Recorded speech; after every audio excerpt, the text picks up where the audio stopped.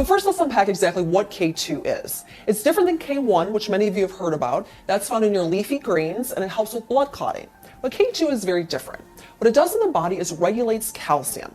So it's going to put calcium in the places where we want it, like our bones and teeth, and pull it out of places that we don't want it, like our arteries, our joints, and our kidneys.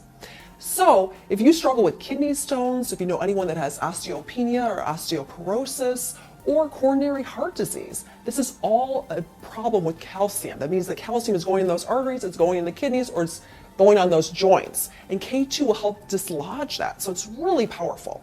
But even more exciting, K2 is a huge cancer killer. In fact, it's really effective against some liver, some lung, and some leukemia cases. In fact, so much so that there's actually research going on right now as it being a possible remedy or treatment for cancer. So it's really, really powerful. It's also great for teeth, because that's another form of plaque buildup. And in fact, since I've been taking it, I noticed my teeth, I feel like I barely need to brush them anymore because they're so soft and there's no buildup there. It's just amazing stuff. Now here's the deal. Why do we want to know about this and why do we want to supplement with this? The reason is K2 is found in some really exotic foods that we don't really eat on a daily basis, like goose liver pate, brie cheese, and natto, which is a really strong tasting fermented soybean product.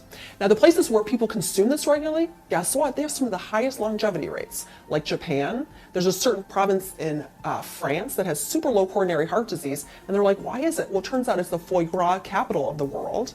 And what was the last one? Brie cheese. Some of the Swiss and again the French are also benefiting from that K2 in their diet daily. But most of us aren't getting that. That's why this is one of the few supplements I actually recommend, or one of the few vitamins I actually recommend supplementing with. Now my favorite brand is this one by Jarrow because it's cheap. It also is derived naturally from natto, which is that fermented soybean product, and it's a really safe dose for most people. But of course, check it out with your doctor.